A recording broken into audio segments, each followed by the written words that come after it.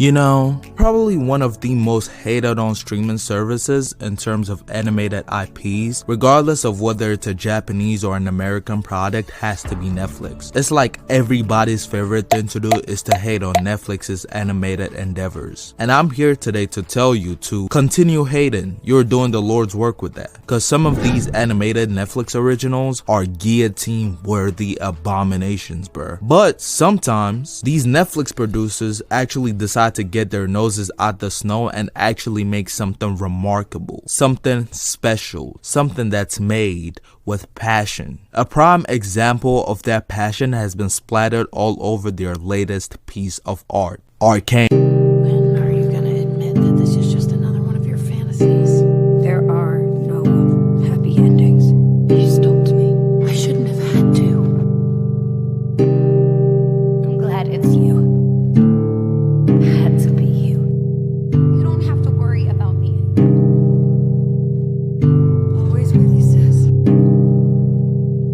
Alright, so I lied to you. This video was a little clickbait. Well, not really, like half a clickbait. Cause the way I wrote the title, some of you might get the idea that I'm about to review the whole story. I thought of doing that for exactly 15.57 seconds before abandoning the idea. Video will be too long. So we're only reviewing the second season. Specifically what I liked about it, my gripes with it, and why I don't think it's necessarily worse than season 1. Okay? The only thing I'll mostly be focusing on is the plot, the story itself, and the characters. Because there isn't anything I can say about the show's packaging and aesthetics that isn't immediately obvious. The animation is in a class of its own. Looks like Zeus himself directed the damn thing. My favorite part about it are the little facial expressions. Every other review I've seen, nobody really talks about it, but those little details in their eyes, conveying feelings way more transparently than said words ever could, I don't think that's appreciated enough. The music's obviously flames from top to bottom. Obviously, I love those vocals whenever Mommy and Bessa gets ready for war. Simply amazing. Let's start with the plot. When I finished watching the season, I went onto YouTube, just to see what everyone else was saying about it and check if I missed a few details. I had assumed most people loved the season, so you can imagine my surprise when I found out that I was wrong. Apparently, the popular opinion, the general consensus about the story of season 2 is that it's not as good as season 1. Different people add their own reasons, some more foolish than others, but I don't feel like getting mad today, so we'll only focus on the argument that made the most sense to me, which was the season 2 was a step down plot wise because season 1 of Arcane was more focused on the conflict between the people of Zaun and Piltover, and season 2 completely abandoned that. And for some reason, people don't like that because it feels less grounded and interesting, which I understand. I agree to some extent. However, this notion that season 2 was just completely slammed by 1, in my opinion, is absolutely false. Yes, Topside has a more rational approach to how they deal with Zaun, deciding to focus more on Jinx herself rather than indiscriminately going against Zaun as a whole. But well, duh, nigga, Jinx made the fucking attack personally. The attack that not only took the lives of loved ones of a lot of people at Topside, a source of collective trauma and fear that they now all share, but this made Jinx a beacon of hope and freedom, something for Zaun to look up to, which is an important part of her character dynamic with Isha, but we're not there yet. This made their conflict and hatred even more personal and deeper than just institutional classism. It's not just, hey, I hate you because you're broke. No, it's more, this girl killed my mom, so she has to die along with whoever is helping her. I'm not saying one is inherently more interesting than the other, that depends on you, but I'm saying neither are bad motivations for the characters. Plot wise, this season was solid. The only thing I wasn't really a fan of was Victor's arc. I was messing with it, even supporting him all the way up to episode 5 where he basically became Jesus Christ, whose goal is just to foolishly make everybody into robots, essentially. Some Disney villain ass shit. The only good thing about it was the two sides working together and letting go of their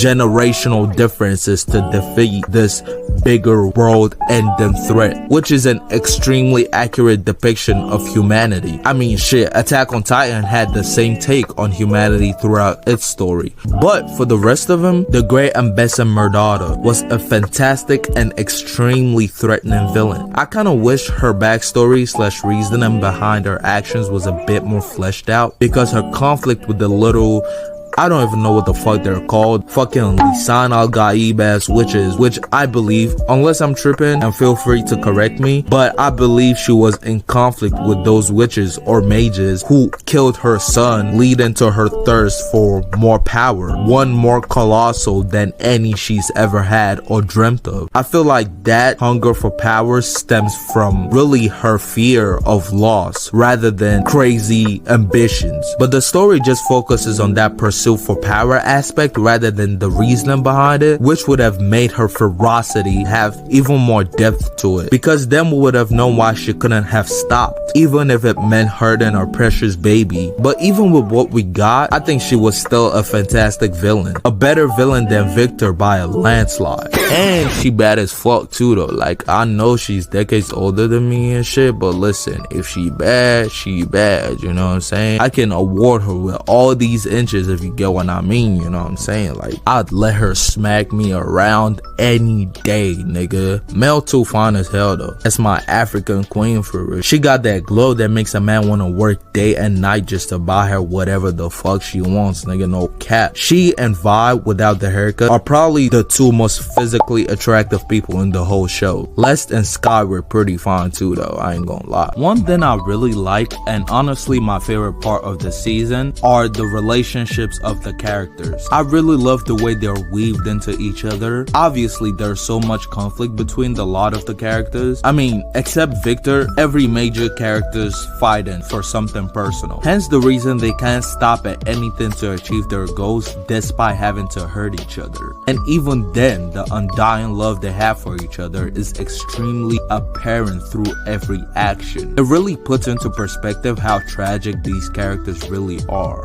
I love the fact that none of these is spelled out to you, and we can just get all this information by just watching them talk to each other. And this pattern was very apparent across all the major characters. Vi and Kate, Ambessa and Mel, Victor and Jace, Echo and Jinx and Vi. A lot of these character traumas stem from shit that happened to them that really wasn't in their control, and due to the action they take to try and fix their wrongs, these relationships have become strained. Some worked out in the end, most weren't so lucky. But even so, the love these people have for each other, regardless of what they had to do against each other, is undeniable. It's just so heartbreaking when you think of just how much better and more beautiful life could have been if things went just slightly differently. That's why that Echo episode hits so much, not just for him and Jinx, but also for all the characters' relationship I just mentioned now. Also, where the fuck is Victor? What happened to him and Jace? Did they fall in love or something? Like, what happened? Cause they literally like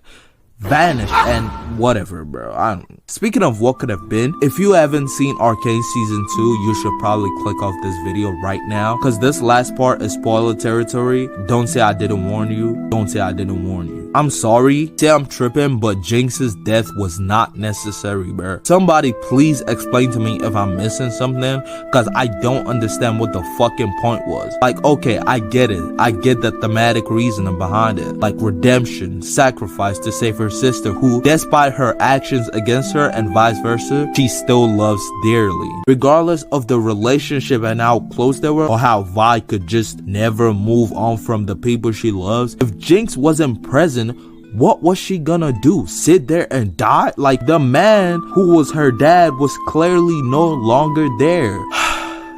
I'm sorry, I'm not hating or nothing. I was just highly upset because I really love these two sisters, bro. Like, well, three if you count Isha, and it would have brought the biggest smile to my heart if they all actually went back to being like super close and loving towards each other. Isha's death, I understand, it makes sense. Not saying it should have happened, but it makes sense for her character. But Jinx's death for me personally was utterly unacceptable, bro. Like, after the tumultuous people's lives in situations that Arcane characters have lived in, I don't think anybody, literally anybody, would have gotten mad if they got a happy ending, because they deserve it. Obviously, it's not gonna be all sunshine and rainbows on some Disney shit, on some One Piece shit, but something to show a brighter future after such a heartbreaking, bitter, traumatic, dark past would have been much appreciated. Overall, I loved Arcane. I'm surprised I didn't cry despite how sad I was across the season. But then again, it's really hard for a story to make me cry, so that's no points